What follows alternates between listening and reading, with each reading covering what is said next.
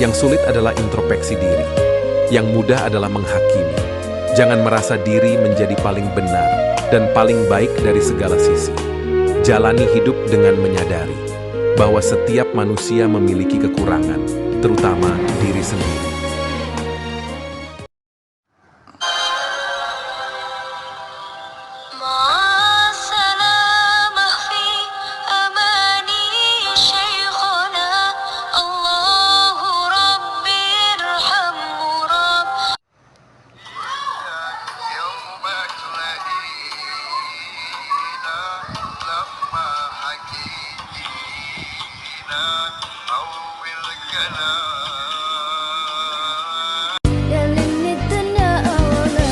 بشر إنساك العدو ويوم جحنا الغرام يجمعنا كيف قلنا ننساك الأحلام يا ليل البعض ونكنا عن صلى الله على محمد صلى الله عليه واهدنا نهج سبيل مرحبا مرحبا أنت شمس أنت بدر أنت نور فوق نوري أنت إكسير وغالي يا رسول الله يا حبيبي يا محمد يا عروس الخافقين يا مؤيد يا ممجد يا رسول الله يا حبيبي يا محمد يا Nabi didesain salah, bukan salah, didesain salah, sehingga itu melahirkan hukum fikih. Nabi itu pernah sholat duhur, itu di riwayat Bukhari hanya 2 rakaat. Setelah itu pulang sampai pintu gerbang mau sampai dalam, sahabat yang kayak kita ini senangnya bukan main, karena ini revisi hukum dari 4 menjadi 2. Senangnya minta ampun itu. Yang kayak saya lah, termasuk jenengan semua. Terus kemudian sahabat yang akabir sahabat karena beretika gak berani negur, gak berani tanya. Tapi ada sahabat namanya Dzul Yadain. Maksudnya menjelaskan dikatakan Pak Quraisy, yang dilakukan Nabi pun ada yang tidak dari wahyu, dan itu bisa dengan arti tadi desain Allah salah untuk syariat. Akhirnya Nabi ditegur sama Dzul Yadain, aku siroti sholatu amnasita ya Rasulullah. Apa ini sholat sekarang jadi 2, apa memang kau lupa? Nabi masih menjawab kullu dzalika lam yakun, itu semua agak terjadi. Nabi kembali tanya semua sahabat, ahakun maqalahu Dzul Yadain, apa benar yang dikatakan Dzul Yadain? Semuanya bilang benar, tadi engkau sholat hanya 2 rakaat. Terus Nabi takbir lagi menambahkan 2 rakaat. Makanya terkenal di kalangan ahli tafsir, Nabi ngendikan ma kuntu ansa walakin unassa li as-sunnah. Saya ini tidak pernah lupa, tapi didesain Allah lupa supaya orang tahu kalau sholat lupa itu kayak apa. Alhamdulillah kita sering lupa, jadi ya. Kedua itu peristiwa Nabi itu mau sholat, sudah mau takbir, sudah di mihrab. Kata Nabi, makanakum, kamu diam di sini aja. Terus Nabi pulang, setelah kembali ke masjid atau musola, yakturu ra'suhu ma'an, kelihatan habis mandi junub.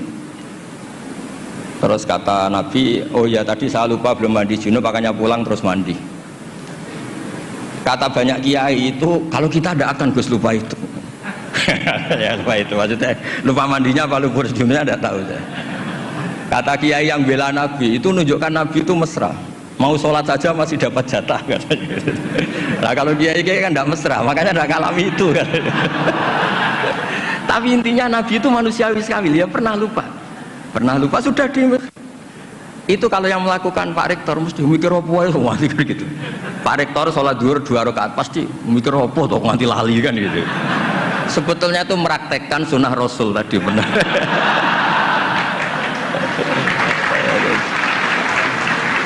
Tidak supaya nanti jenengan nggak salah paham yang dikatakan Pak Quraisy tadi. Memang ada peristiwa furu yang seperti itu. Yang terakhir saya beri contoh. Sholat qadha itu normalnya tidak wajib. Normalnya secara fikih tidak wajib karena timingnya waktunya sudah kelewat. Misalnya anak SD atau SMP sekolah jam 2 siang datang jam 4 sore kan normalnya sudah nggak ada gunanya karena waktunya sudah selesai. Padahal sholat itu berwaktu.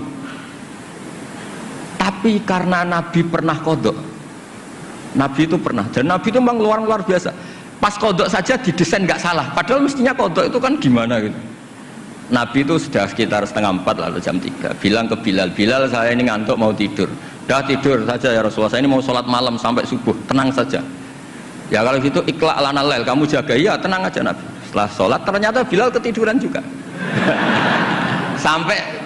sampai sekitar jam 8 kalau 8:30 sampai tidak membangunkan kita kecuali harus samsi, sampai matahari panas. Terus Nabi tanya, Bilal gimana janji kamu? Katanya Bilal enak. Saya juga ngalami apa yang kau alami ya Rasulullah. Akhirnya terus Nabi nyuruh Bilal, nyuruh walhasil diadakan sholat jamaah. Nah berkahnya Nabi didesain lupa tadi diketahui kalau sholat qadha itu wajib. Andai kan tidak terjadi kesalahan itu, maka qadha itu tidak wajib karena momentumnya sudah kelewat. Jadi itu yang dengan arti itu tadi, ma kuntu ansa walakin unassa li as-sunnah. Saya ini tidak pernah lupa, tapi sering didesain Allah itu lupa. Supaya orang tahu kalau beribadah pas lupa atau ada kesalahan sosial apa, cara benahinya gimana. Terus yang kedua tentang tadi yang diceritakan Pak Quraisy belum dikasih nama iktifa kalau dalam bahasa Balaghah. Quran itu sering pakai bahasa yang iktifa. Iktifa itu menyebut satu karena yang lainnya sudah diketahui. Atau dinisbatkan pada lawan bicara. Misalnya gini, kalau polisi bilang itu dibunuh oleh orang yang nggak dikenal, dicuri oleh orang yang nggak dikenal.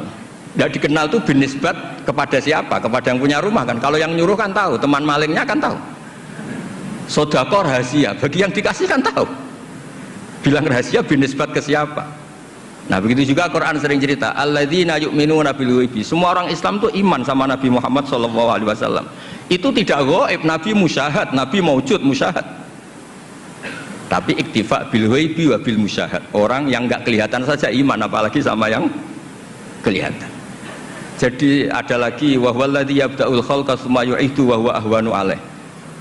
Kalian semua tahu kan langit bumi yang menciptakan saya, maka setelah hancur saya juga menciptakan lagi, dan itu lebih mudah kata Allah. Karena logika manusia adalah mengembalikan materi yang sudah ada lebih mudah ketimbang membuat dari awal. Jadi ada beberapa bahasa yang binisbat lil mukhatab.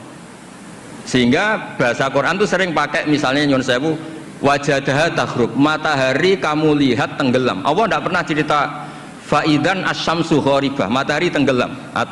Nggak mungkin matahari yang al-jirmul akbar, fisik yang lebih besar tenggelam di bumi yang lebih kecil, nggak ada.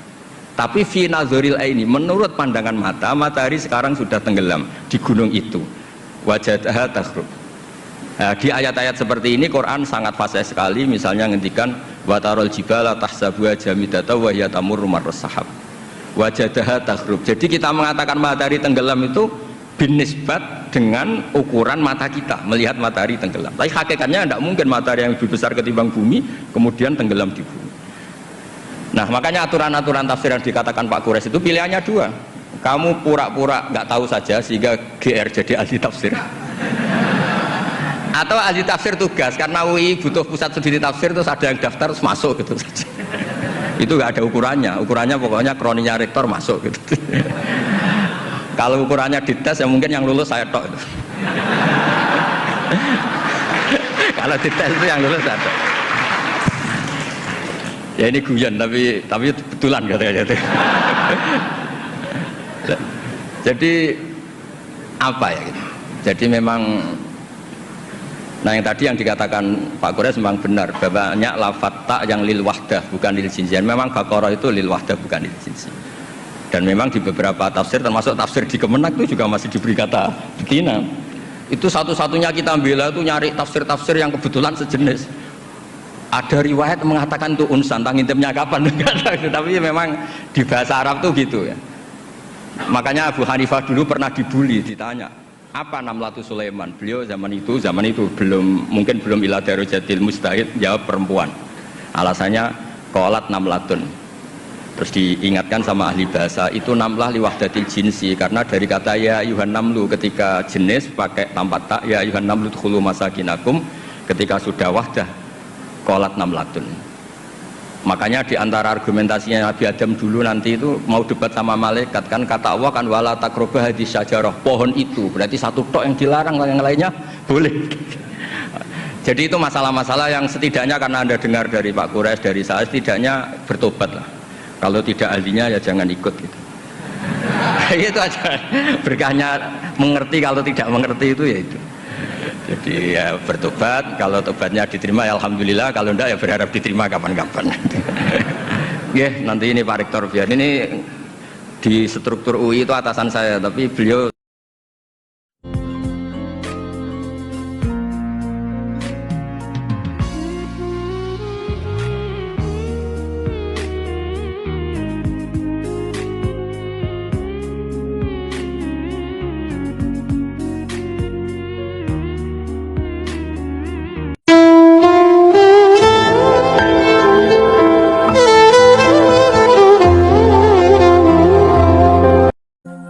sehebat apapun, sepintar apapun manusia, kalau nggak kenal Allah, itu belum ada apa-apanya. Jadi kepintaran tertinggi itu ketika mengenal Allah. Anda boleh kuliah, boleh sekolah, boleh sepintar apapun, hafal apapun, tapi kalau nggak kenal Allah, itu belum masuk standar pengetahuan yang diabsahkan oleh Al-Quran.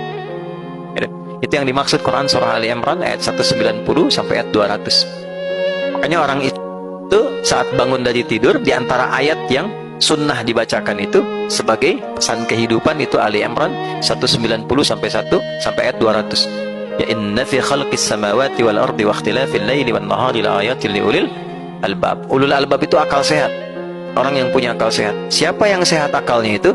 Alladzina yadhkurunallaha qiyaman wa qu'udan wa 'ala junubihim wa yatafakkaruna fi khalqis samawati wal ardi. Ya, akal sehat itu akal yang sering dipakai riset. Silahkan kata Allah, riset di langit, di bumi, peluang yang bisa dikaji, dipelajari supaya akal terasah. Tapi ujungnya apa? Rabbana ma khalaqta hadza batila. Ujungnya kenal Allah. Jadi kalau pintar-pintar nggak kenal Allah, berarti ada yang salah.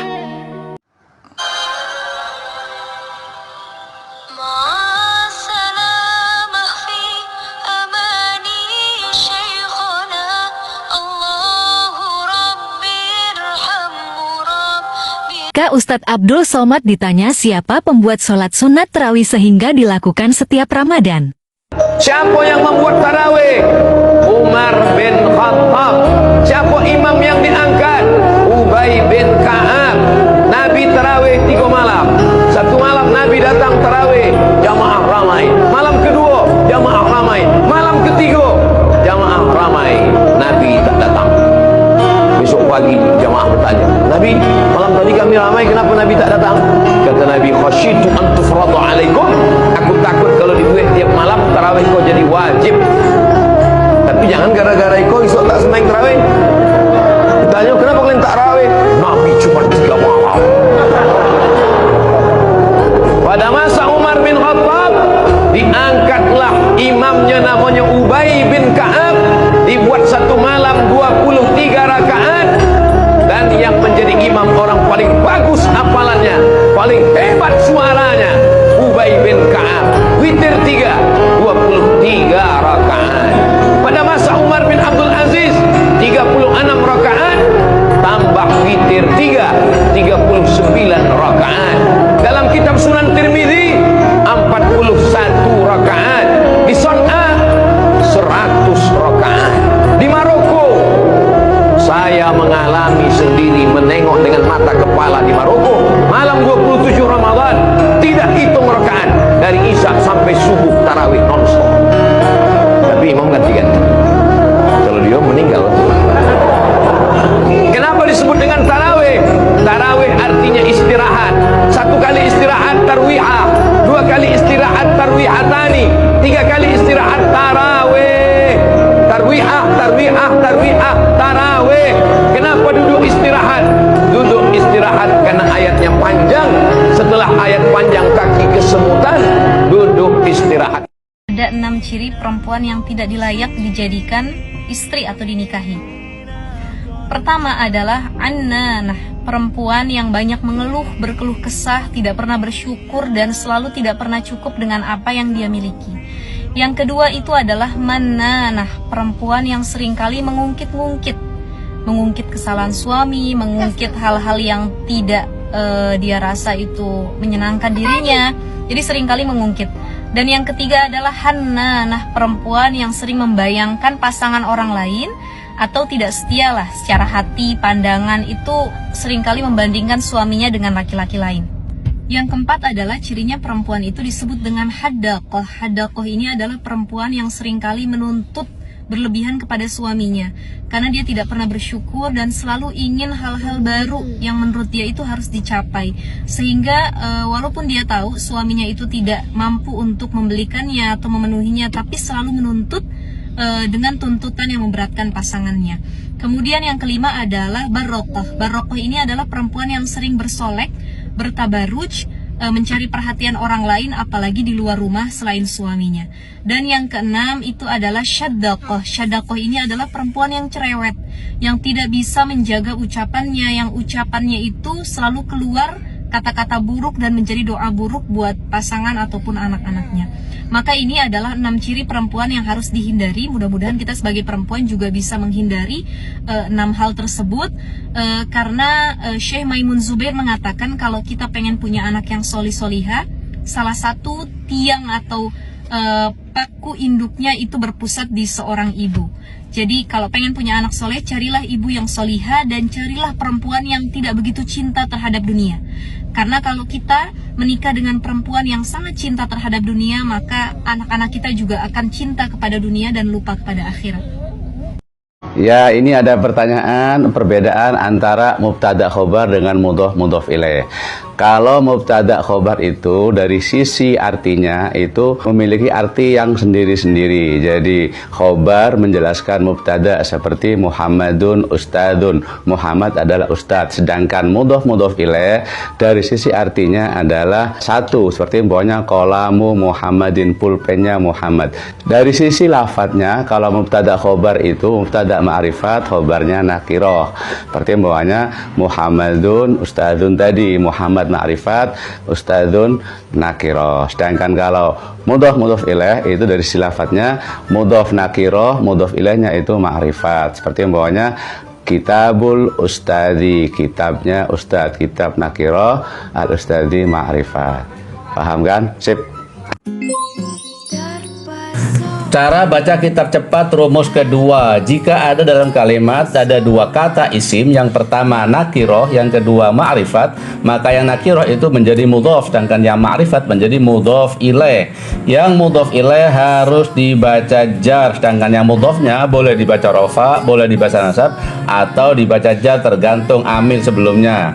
Contoh, hadza Abdullahi. Ini di sini Abdullah nakiro, Allahi ma'rifat. Maka ini sunan mudhof ilaih.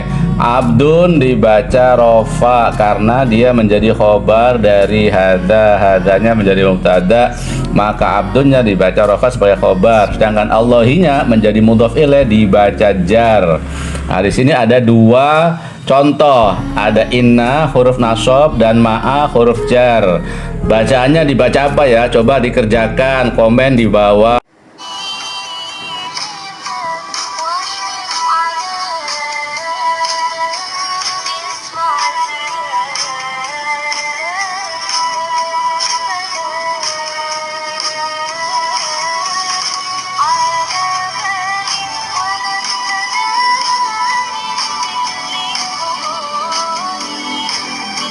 Ketika Allah mengambil sesuatu yang paling kita cintai di dalam hidup kita, maka yakinilah Allah akan memberikan sesuatu yang sangat menggembirakan kita, yang di luar dari dugaan kita, asal kita ridho menerimanya. 5 perkara bikin batal habis pahala puasamu. Nih Bu, kalau saya liatin pahala puasa nih kayak orang niup balon. Biar gampang Ibu bayanginnya, dari pagi tuh Bu sampai ke maghrib, kamu tuh kayak lagi niup balon pahala puasa, tambah gede, tambah gede, tambah gede, tambah gede, sampai datang maghrib, tuh udah jadi gede, tinggal ikat, alhamdulillah, kan begitu. Tapi hati-hati, begitu kena jarum, apa yang terjadi? Pecah, meletus, balon hijau. Itu gara-gara satu jarum bisa habis, nggak bersisa. Bukan jadi kecil, bukan jadi pahalanya berkurang, enggak, habis sama sekali. Ini kata Nabi Muhammad, khamsun yuftirnas saim. 5 perkara bikin batal habis pahala puasamu. Apa aja itu? Riba, ngomongin orang. Namimah, ngadu domba. Kadzib, bohong. Al-yaminul fajirah, sumpah palsu. Dan yang kelima, an-nadhar bisyahwah, melihat dengan syahwat. Dan ini nih kelima-limanya nih mungkin terjadi ketika kamu bertemu dengan orang lain. Tapi kalau kamu sendirian, gak buka HP, gak lihat media sosial, gak baca-baca lambe turah, gak baca-baca ghibah taimen ya Bu ya, nah, kamu gak punya kemungkinan untuk melihat-lihat hal-hal yang seperti itu. Itu yang diharapkan terjadi ketika datang bulan suci Ramadan. Sayangi Ramadanmu, sayangi Ramadanmu. لو كان بيننا الحبيب لدنا القاسي والقريب من طيبة قبل المغيب طالبا قرب الحبيب لو كان بيننا الحبيب لدنا القاسي والقريب من طيبة قبل المغيب طالبا قرب الحبيب بقربه النفس تطيب وتدعو الله فيجيب أنوار طه لا تغيب بلغنا لقاه يا مجيب.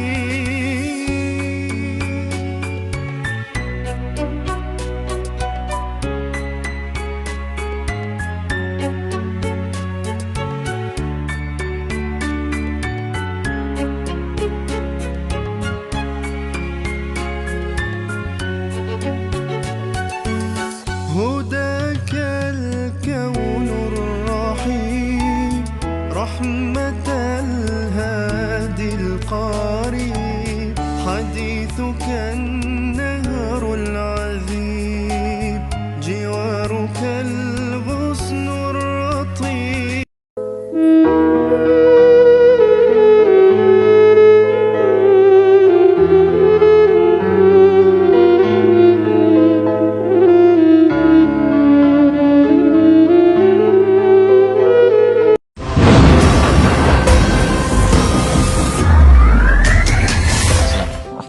Kalau bulan puasa katanya setan itu diikat di belenggu gitu.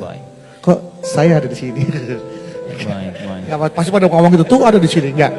Maksudnya kenapa ketika kita sedang menjalankan ibadah puasa ada saja hal-hal yang membuat kita tuh jadi malas untuk beribadah. Bukan kita, Anda kali ya. Iya, maksud saya dan saya Pak Ustaz. Baik.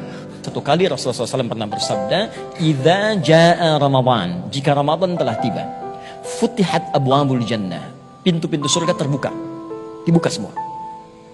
Kemudian wa ghulliqat abwabun nar, ditutup pintu-pintu neraka, kunci rapi. Wa suffidatis syayatin, dan setan-setan diikat, dibelenggu.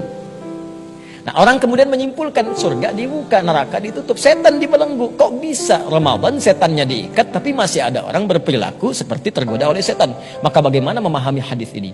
Kata para ulama, hadis ini adalah ungkapan isyarat majazi, kiasan. Kiasan. Apa maksudnya? Pertama, pintu surga dibuka karena saat Ramadan banyak orang kemudian meningkatkan amal soleh. Yang biasanya fardu, sunnah, yang biasa baca Al-Quran, sekarang Al-Quran, pahala banyak. Bahkan kalau Anda buka di kitab Siam, Al-Bukhari, nomor hadis yang pertama, paling kiri sebelah atas di kitabnya, itu pahala dilipat gandakan sampai 10 kali lipat hari biasa. Maka meningkat. Karena tabungan pahalanya meningkat, peluang ke surganya banyak. Maka terbukalah pintu-pintu surga. Kemudian neraka tertutup. Kenapa? Karena banyak orang taubat saat Ramadan. Ya Allah ampuni dosa saya, ya Allah saya tobat, ya Allah saya tobat. Maksiat ditinggalkan. Karena seakan-akan ketika maksiat ditinggalkan, neraka tertutup. Nah kalau sudah orang nggak mau maksiat dan banyak beribadah, setan nggak punya peluang. Mau goda susah. Karena itu setan seakan terikat. Nah tapi kalau orang tidak mau meningkatkan amal soleh dan tetap berbuat maksiat, maka mudah bagi setan menggodanya. Jadi setan terikat itu bukan dalam pengertian setannya diikat hakiki kata para ulama hadis, tapi karena orang banyak berbuat amal soleh dan tobat dari maksiat, maka setan tidak punya peluang menggodanya seakan terikat. Kalau tidak mengerjakan amal soleh, sholat tidak mau, puasa tidak mau, makan masih dilakukan, ini berpeluang setan tetap bisa menggodanya. Maka itulah setan yang tetap datang di bulan Ramadan. 5 ulama Indonesia yang kealimannya diakui dunia. Bahkan karya-karyanya menjadi rujukan ulama, Jazirah Arab dan Asia. 1. Syekh Nawawi Al-Bantani, lahir di Serang, Banten pada tahun 1813 dan wafat di Mekah pada tahun 1897. Di antara karyanya yang terkenal adalah Tafsir Al-Munir lil Muallim.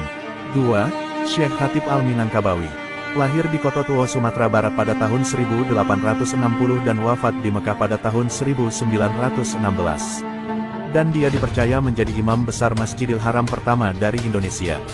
3. Syekh Muhammad Yasin Al-Fadani, lahir di Padang, Sumatera Barat pada tahun 1915 dan wafat di Mekah pada tahun 1990.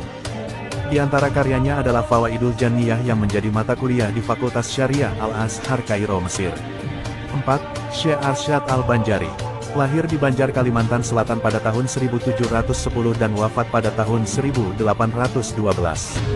5. Syekh Sulaiman Ar-Rasul Minangkabawi, lahir di Candung, Sumatera Barat pada tahun 1871 dan wafat pada tahun 1970. Dari Anas bin Malik radhiyallahu anhu, Rasulullah shallallahu alaihi wasallam bersabda, ada 5 perkara yang membatalkan pahala orang yang berpuasa, yaitu berdusta, berghibah, mengadu domba, bersumpah palsu, dan memandang dengan syahwat.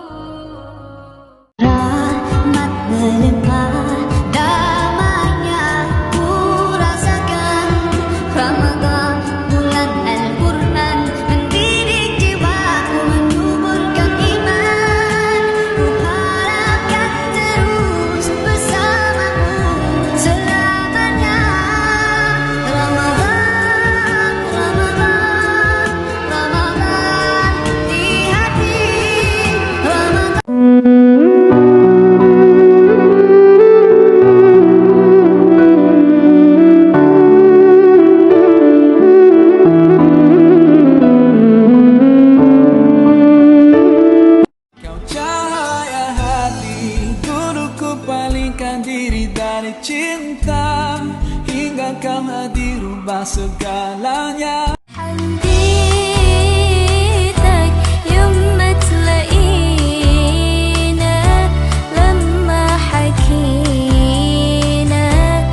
Berapa banyak orang puasa dari subuh sampai maghrib, dia berpuasa menahan lapar, haus dia tahan, ya Allah ntar tidur, bangun lagi, sholat lagi, kelaparan dia rasa, tapi ternyata yang dia tahan cuman lapar dan haus. Kenapa? Pahala puasanya sudah hilang. Isinya selama 1 hari walaupun dia nahan makan dan minum, tapi dia ngomongin orang, gibahin orang, ya, nyari-nyari kesalahan orang lain, berkata kotor. Mohon maaf, hati-hati ibu-ibu sekalian, lagi puasa ngomongin yang vulgar dan kotor itu pun batal pahala puasa. Bukan puasanya, pahala puasa. Ibu, suami libur, lagi bulan Ramadan, ngobrol sama suami. Tiba-tiba yang diobrolin tentang masalah-masalah vulgar. Ya nanti kalau udah maghrib ya. Maghrib gitu. Iya, emang kenapa kalau udah maghrib? Iya pokoknya begitu ya Yahya. Yang diomongin macem-macem dan sampai masuk dalam kategori pembahasan suami istri yang harusnya nggak dibahas gitu. Ketika puasa itu dapat membatalkan pahala puasa. Ya. Jadi ini harus hati-hati, jangan sampai kebablasan. Apalagi ngomongin orang lagi puasa, enak apa enggak? Benar. Ketemu di majelis ta'lim nih, di majelis Rumil. Ya, Masya Allah, ada aja kesalahan orang lain yang nampak di hadapan kita. Padahal kita lagi puasa, itu membatalkan pahala puasa secara pahala, tapi tidak secara zohir. Dari Abu Hurairah juga diriwayatkan baginda Nabi SAW bersabda, "Rubba sha'imin laisa lahu min siyamihi ilal ju'." Dalam riwayat ilal ju' wal 'atas. "Rubba qaimin laisa lahu min qiyami ila sahar." Alangkah banyaknya orang berpuasa tidak ia dapatkan kecuali hanya lapar. Dalam riwayat lapar dan dahaga. Dan alangkah banyaknya orang yang bangun di tengah malam yang ia dapat hanya capeknya begadang. Kenapa? Dia melakukan itu semua adalah dibarengi dengan kemaksiatan yang menghabiskan pahala. Jadi sebagian orang tidak sadar bahwasanya kadang melakukan kebaikan dibarengi dengan kemaksiatan. Harapannya adalah diterima kebaikannya. Tapi kemaksiatannya telah menghabiskan pahalanya. Dapat apa dia? Dapat dosa malahan. Maka dari itu dalam kita berpuasa hendaknya kita bisa menghindarkan hal-hal yang menjadikan Allah murka. Seperti tadi menggunjing, mencaci, mengolok. Lesan kita jaga. Tidak mudah emosi. Kita latih di bulan Ramadan sehingga nanti keluar dari bulan Ramadan kita juga tetap dalam keadaan normal. Tidak gampang terpengaruh dengan berita apapun yang sampai ke telinga kita. Sehingga kita tidak memberikan reaksi yang negatif terhadap.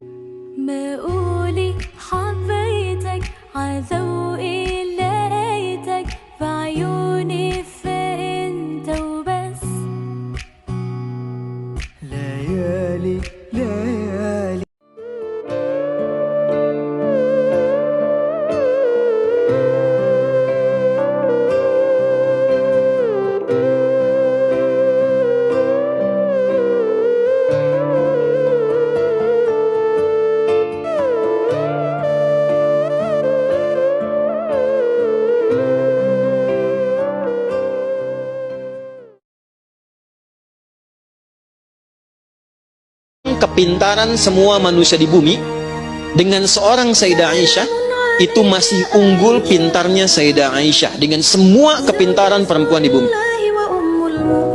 Bisa saya gambarkan Bu ya, Sayyidah Aisyah itu saking kuat ingatannya, itu bisa mengingat dan menyampaikan kembali semua peristiwa runtut dari awal sampai akhirnya. Dan dahsyatnya bukan hanya saat beliau ada di masanya, jadi setelah dewasa pun itu bisa cerita masa kecilnya runtut dari kejadian-kejadian, termasuk semua ayat yang turun di era itu kepada Nabi itu bisa direkam sempurna, jadi tahu kapan turunnya, dalam kejadian apa, seperti apa gambarannya Sayyidah Aisyah. Dan itu dihasilkan bukan hasil dari biasa saja ditemukan seperti itu adanya, bukan, tapi dari pendidikan keluarga. Jadi kalau kita belajar biografi Sayyidah Aisyah dan kita ingin ikuti, kalau ibu ingin mencetak anaknya pintar dengan kepintaran yang tinggi dan dimuliakan bahkan oleh Allah, apalagi sama-sama perempuan, maka kita sudah punya referensinya. Jadi sudah Bu, namanya Wonder Woman, Catwoman itu fiktif semua. Kita sudah punya idol yang memang nyata sifatnya, sudah nyata.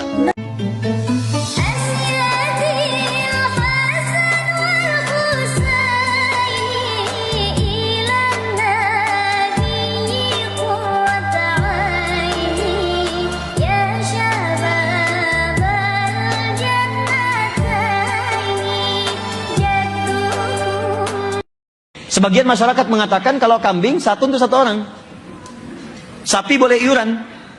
Maaf, tidak semua untuk satu kambing itu tidak harus untuk ditujukan seorang, tidak. Boleh satu keluarga, misal satu kambing diniatkan untuk satu keluarga, boleh. Ya, jadi nggak usah kemudian diseling, ini tahun ini sebulan, tahun ini sebulan, tidak. Kalau anggarannya cukup untuk satu-satu, silakan satu-satu. Kalau satu itu tidak ada yang lain, yang ada cuma 2,5 juta, pengen beli kambing satu, boleh. Saya berkurban untuk satu keluarga. Dalilnya apa? Nabi mengatakan, Allahumma hadza min Muhammad wa ali Muhammad wa ummat Muhammad. Ya Allah, tolong terima kurban saya dari Muhammad dan keluarga besar Muhammad, dan untuk umatnya Muhammad yang selama hidupnya nggak bisa kurban. Nabi Muhammad SAW, untuk umatku ya Allah yang mungkin selama hidup dia nggak pernah kurban, Nabi mewakilinya. Itu luar biasa.